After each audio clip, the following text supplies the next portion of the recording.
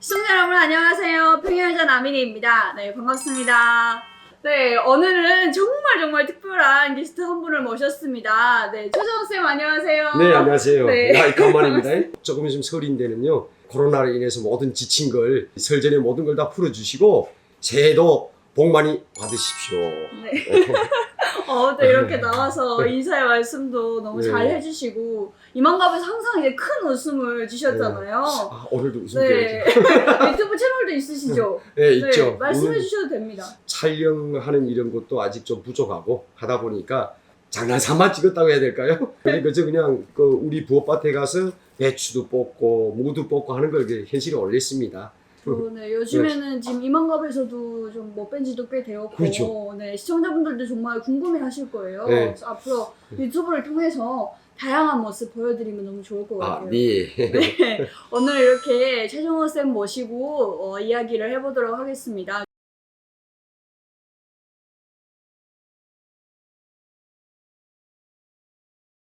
저는 탈북 스토리도 그렇고 아직 그렇죠. 들어본 적이 없거든요, 한 아. 번도. 근데 진짜 원 가족을 데리고 오셨다고 하셨잖아요. 네, 그쵸. 지금 가족 다 여기서 같이 생활을 하시고 그게 네. 너무 놀라웠어요. 아. 이야기를 꼭 듣고 싶었습니다. 예, 알겠습니다. 그럼 제가 오늘 평양 여자 나민이 TV 앞에서 제가 공개치 않았던 탈북 스토리를 제가 한번 말씀드리겠습니다. 이만갑에서도 아직 말씀을 예, 탈북 스토리는 크게 주제가 없었어요, 제가. 그래가지고 그 말은 안 했고, 제가 오늘 이 좌석에 앉은 것도 여러분, 제가 우리 나민이 씨가 평양 여자입니다. 그런데 저도 군사복무를 그냥 10년을 평양에서 했는데요.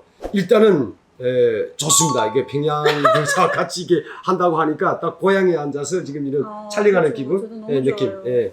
좀 이게 눈물겨운 상황인데 아마 모든 탈북 회원분들 다 같을 거예요. 제가 우리 집계 가족에서 보면 우리 남자가 사형제입니다. 아빠, 엄마가 계시고. 그런데 탈북을 하게 된 동기는 우선 첫째로 저는 희망이 컸어요, 북한에서. 우리 북한에 이런 말이 있습니다. 송군시대 군사복무를 하고 네. 노동당 시대에 입당을 하고 21세기 컴퓨터 시기에 대학을 졸업한다는 이거 스펙, 이거 네. 한국말은 스펙을 쌓아야 된다는데 저 원만히 스펙을 다 쌓았어요. 군복무 10년 제대돼서 대학을, 그러니까 농림대학이라고 있는데요. 그 농림대학을 산림학부 육종과를 졸업하다 보니까 제가 기사 자격증도 있습니다. 육종기사.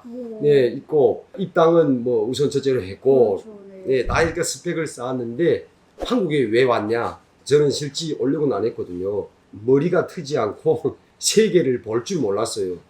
스펙을 다 쌓아놓고 갖출 건 다 갖췄어요. 그런데 저희 친형이 있는데 친형이가 우리 형도 군사복무도 했고 노동당에 입당했고 했는데 사이가 워낙 또 사는 게 힘들고 먹는 게 없다 보니까 장사를 한 것이 그것이 아마 북한에서는 아마 하지 말라는 이런 장사를 좀 했거든요.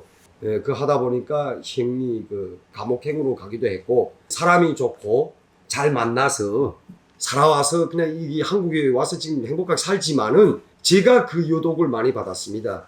북한 아시잖아요? 네. 자, 이게 유일사상 체계라 네. 연자제로 인해 가지고 형이 그렇게 되다 보니까 제가 대학을 졸업하고 솔직히 저는 보이고 여기를 말하면 국정원입니다. 네. 그러니까 그게 내 신원조회까지 다 했습니다. 보이부는 신원조회가 많아요. 12촌, 한 13촌까지 보이부. 그러니까 보이부에 들어가려고. 대학 졸업하고. 오. 예. 우리 아버님이 30년 동안을 보이부에 근무하다 보니까 제가 아버님 뒤를 이어서 그보다 앞서 또 북한에서 생각이죠. 그 장군님을 위해서 당을 위해서 충실하자고 실은 보이부에 들어가자고 신원하긴 잡고 문건도 다 썼는데 형일 때문에 그냥 아웃됐습니다. 그러다 보니까 저는 날개 쭉지가 올라갔던 것이 쭉 처져가지고 그때부터 저희 인생은 하락 단계에 됐나 봐요.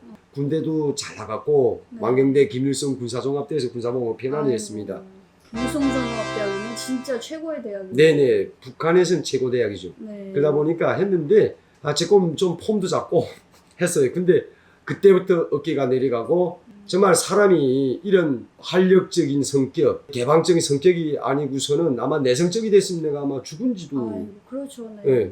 몰랐을 겁니다. 근데 하도 그때로부터 저는 하강선을 끄면서 형이 한국을 옴으로 해서 우리 집안이 완전히 쑥대 파티 그때부터 예, 아빠 엄마 계시는 집도 저 국가에서 빼앗고 우리도 2층짜리 집에서 살았거든요. 저희 앞으로 발전 문제도 다 끊겼고 그렇죠.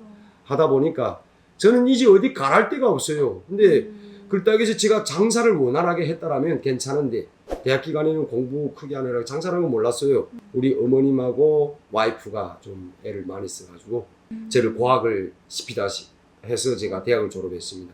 행방불명됐던 형이 한 1년인가 지나가지고 소식도 왔고 살아있네. 마음속으로 뭐가 좋았냐면 이제는 내가 어깨를 좀 펴야 되겠네. 자, 그때는 한류가 북한에는 많이 퍼져 있을 때예요. 그러니까 한국이 잘 산다. 그러니까 한국에서 보내온 돈들 옛날엔 네. 째끼 하던데 젤동포들 아시죠? 네, 알죠. 젤동포들이 보내주는 돈 네. 가지고 산다 했었는데 이제는 한국 탈북 가족이 사람들을 우선화해요. 그래서는 왜 돈을 보내오니까. 그렇죠. 예, 그래가지고 형이 이제는 한국에 정착했구나. 그러니까 나한테 돈이 없어 못 산다면 돈을 보낸다면 돈 좀 보내주겠네. 그 다음부터 좀 조금 기운이 생기는 거예요. 근데 그거 전부 아닙니다. 왜냐하면 저 북한 사회라는 게 정말 독재지 않습니까? 네. 조금 이게 전화를 하다 보니까도 뭐 잘못 만나면 총살 아니면 교도소 뭐 그냥 뭐 그냥 가서 쏟고 있어야 되니까 많이 조심해야죠. 그러다 보니까 예, 저희 그 곱던 얼굴도 다 이렇게 분지박산이 됐고 정말 예. 이 좋은 한국에 와서 10년 차 되다 보니까 이렇게 주름살도 조금 좀 없어지고 아마 거기서 그냥 이노을로 살았으면 제가 죽었을는지도 모릅니다. 그래 한국 오기도 잘했다고 생각하고 동기를 말한다는 게 좀 허투루 같지만 동기에 다 속하는 말이 돼서 하는 그렇죠, 겁니다. 네, 그렇죠. 그러니까 열심히 이제 예. 북한에서 살고 싶었는데 그런데 그렇게 살 수 없게 환경이 만들어졌죠. 솔직히 형이 탈북했다고 그걸 연자제로 적용하는 그쵸. 나라는 북한밖에 없잖아요. 없어요. 그래서 결국에는 네. 여기 한국에 보니까 연자제는 필요 없더라고요. 당연하죠. 네. 상관없이 아버지가 무슨 교도소 들어가도 자식은 뭐 그렇죠. 공무원을 하든 네. 무슨 대기업에 무슨 뭘 하든 다 하더라고요. 그래서 제가 그냥 이대로 살자라고 해서 그냥 별의별 장사를 다 해봤어요. 그래서 자 통나무 장사 해봐. 그다음 쪽나무 풀 때는 쪽나무 장사 해봐. 파고철 장사도 해봐. 근데 별거 다 해봤는데 돈이 안 되더라고요. 자, 우린 4인 가구입니다. 4인 가구인데 우리 양강도 회사님은 저는 금지시로 한 거가 제2평양이라고 했거든요. 평양이 우리 남인희 씨 사시던 평양은 제1평양 망경대가 있으니까 그다음 제2평양 백두산이 있다니까 저는 2평양이라고 금지를 가지면서 제가 살고 있었어요. 그렇게 말하면서 저는 죽어도 뼈를 깎아서 안 오려고 했어요. 왜? 제 마음이 의리 방향으로 좀 가다 나니까 난 한번 태어난 곳이 그냥 끝까지 간다. 죽는다네.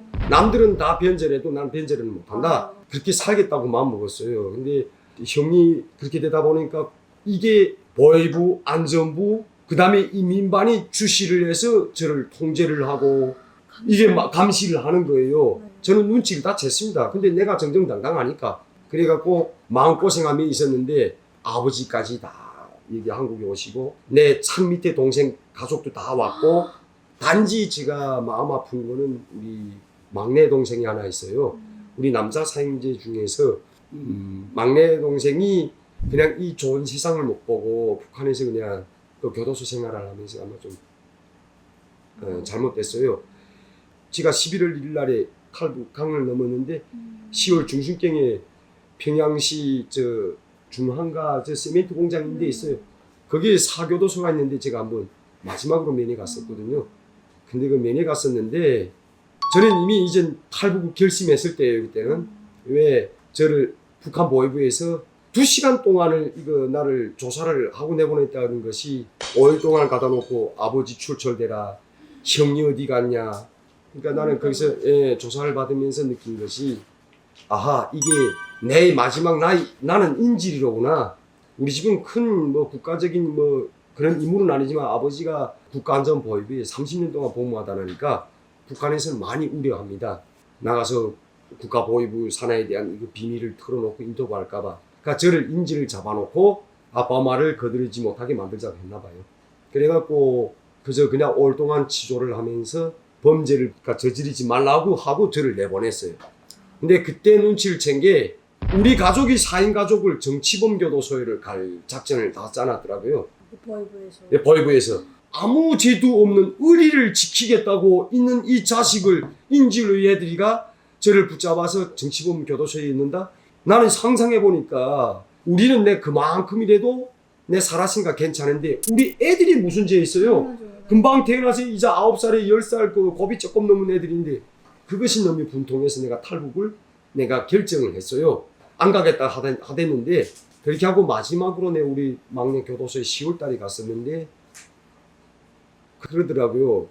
아빠하고 엄마 내랑 면회 오던 것이 어느 날부터는 아빠 엄마가 면회도 안 오고 내만 한두 번 오고 하니까 야도 눈치를 챘어요. 아 분명히 이게 형님이 호출해서 어딜 갔구나. 그래 내보고 그래요. 속대사인데 제발 가지마. 나를 좀 끝까지 마지막까지 지켜서 살려달라고 하는 그 속에는 이야기인데 그러면 나보고 끝난 말이 뭐라냐면 사교도소 탄광이라는 게 탄광교도소인데 거긴 병원이라는 것도 다 새까만 탄처럼 생겼어요. 눈도 보면 사람 보면 이게 눈알만 이렇게 판들판들하고 여기 얼굴이 다 새까매요. 그래 알렌자스에서 하는 소리가 형님 꼭 살려주세요 하는 말이 그냥 걸려요. 근데 오늘 이게 대한민국 10년차 그 막내 때문에 다시 내 눈물을 안 흘리자 했던데 오늘 이 방송에서 갑자기 그 막내 동생 생각이 흘려가지고 생각나서 그냥 매 한 6년 차 때까지는 매 우리 막내 동생을 생각하면서 혼자서 눈물을 흘렸어요. 내가 마지막에까지 지키면서 우리 동생을 내가 동생을 맡아서 살려주려고 했었는데 내 목숨이 그냥 아까워가지고 살려고 나 지금 배나 이제 한국 왔어요. 이 한국으로 지난 너무나도 마음에 우리 막내가 죽으면서 얼마나 나를